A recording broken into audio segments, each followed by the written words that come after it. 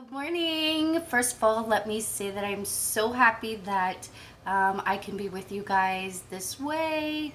I think it is a magnificent world that we live in, that we have access to be able to come into your homes and teach your children, and I'm grateful for that.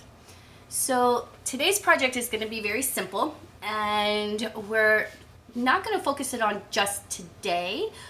This is going to be something that I want you to chunk into pieces for your little ones. I don't want them to get overwhelmed and feel like they have to get this all done at one time. Even though it is a simple project, some of the parts of it, especially the design part of it where they're coloring the paper, can take a little bit longer, so I want them to take their time on that. So definitely chunk this into pieces for your student, for your child. And today's supplies are going to be pretty simple. Hopefully things you guys all have laying around the house. We are going to use just 2 pieces of plain white paper. Copy paper is fine. Some glue. If you don't have glue, tape will work also. A pencil, marker, pen for you, and then crayons and scissors for your little ones. So obviously don't use scissors like this. Use children's scissors. I just don't have children's scissors in my home because I don't have any children in my home. So make sure they are using children's scissors though. And the cutting aspect of this is probably one of the most important things. Little ones at your child's age tend to have issues with cutting. Fine motor skills are definitely difficult at their age, and cutting is a fine motor skill that we try to focus a lot on in kindergarten and first grade, so that they can get that skill achieved. So first thing you're going to do is, on your blank piece of paper, you're just going to simply draw some lines. Now, you don't need to have a ruler to draw the lines. You could take another piece of paper and simply lay it on, use that piece of paper as a guideline as you go, make your lines. Now, if you can see here, I changed the lines. I went from thin lines to thicker lines, and that is exactly what I want you to do. So I have here a total of seven different lines, and that's fine. That's a perfect amount. If you get less than 7, maybe you can do a second piece of paper. Also, if they don't cut it very well, redraw it. Have them cut it. Again, the most important thing about this project is the scissor skills and learning scissor skills and how to control the scissors. So with that being said, one of the things that I find important to teach the children is the proper way to actually cut paper, or to cut anything, is to make sure that whatever it is you're cutting is always facing away from you, and that your scissors are always facing forward. So when you're cutting, here we're cutting straight lines, so it won't be so difficult. But if they're ever cutting anything that has movement to it, circles, or they tend to turn the scissors instead of turning the paper.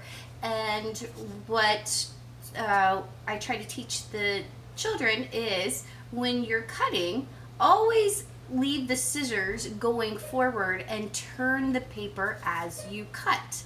This will give you much more control over your scissors, and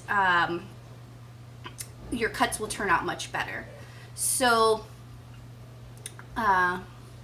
that's that.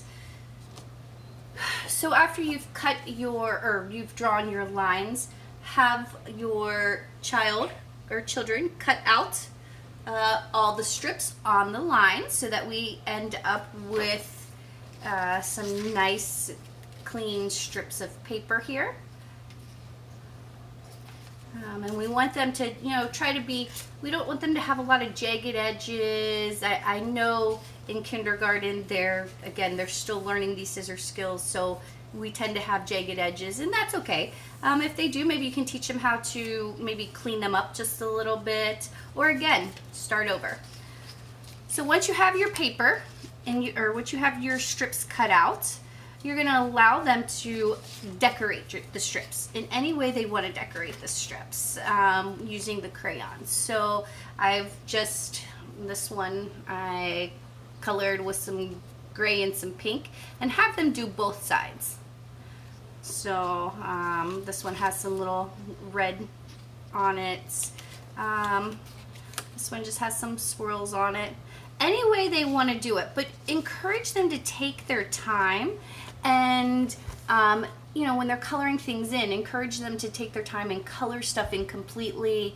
I always encourage coloring in one direction. So if they're coloring on a slant, keep them coloring on a slant, and tell them not to, color in circles, or it's all about trying to be as neat as possible. So have them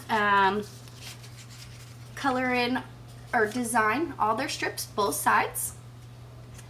And then after that, you're going to basically have them turning a 2D object, which is our paper, which is 2D, into a 3D work of art. So we're going to use our cardboard, or if you have a piece of paper, a heavier piece of paper that won't bend. I simply cut this off of a box that was delivered to us. It was one of the flaps. And this is fine. Doesn't have to be something huge. Remember, they're only working with, like 7 strips of paper. So you're going to take this and lay it flat on a table. And so we still have a 2D object right here. And we're going to use these strips to turn it into a 3D work of art. Basically, you're just going to have your students manipulate the paper in ways. Here's a nice little simple twirl. Then they're going to set it down on their cardboard.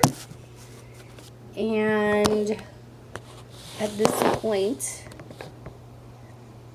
they're just going to either use some tape or some glue. I'm going to use tape for my demonstration, because the glue will take them a few minutes to hold it. And that's another thing that they tend to have a problem with, is patience, and that never goes away. Patience at their age of holding something until the glue actually starts to dry a little bit. So I'm using tape for this, so the video does not go forever.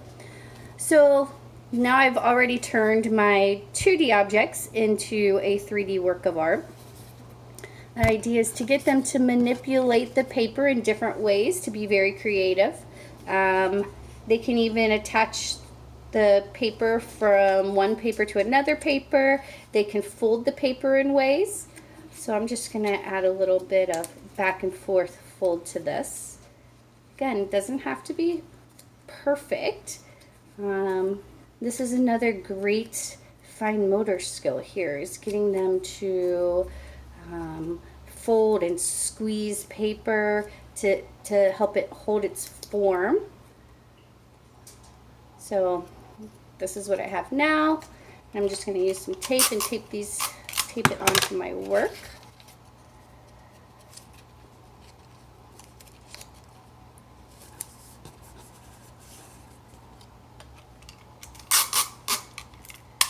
For this one, I'm going to have it tape to this one.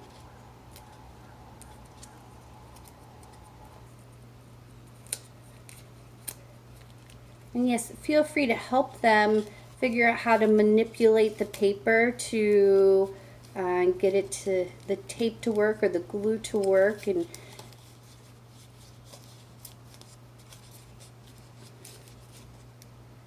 so there, now we have 2 pieces connected together. So by the time you're done, your child will have 7. If they want to do more, that's great, do more. But that's, I'm not asking for some huge masterpiece. This is only this big. So 7 pieces will fit on here very well. If I did more than 7, it might look too overwhelming. Now, if you have a much bigger piece of cardboard or a much bigger piece of heavy paper that you're using, feel free to do more than 7. The most important thing, again, is chunking this into different steps so that they don't feel overwhelmed. Like, I don't want you spending, 2 hours at a time working on this project. The most important part is to go slow, get the coloring and the design on the paper done nicely. So you may want to one day have them cut the strips and maybe decorate 1 or 2 of them, and then the next day have them decorate the rest of the strips, and then maybe on a 3rd day put them all together. So that it's not too overwhelming for you and too overwhelming for your children. So I miss you all tremendously, and I can't wait till we're back in school. Until then, have fun being creative with your children. I'm sure they will love that you're doing this with them. Have a great day.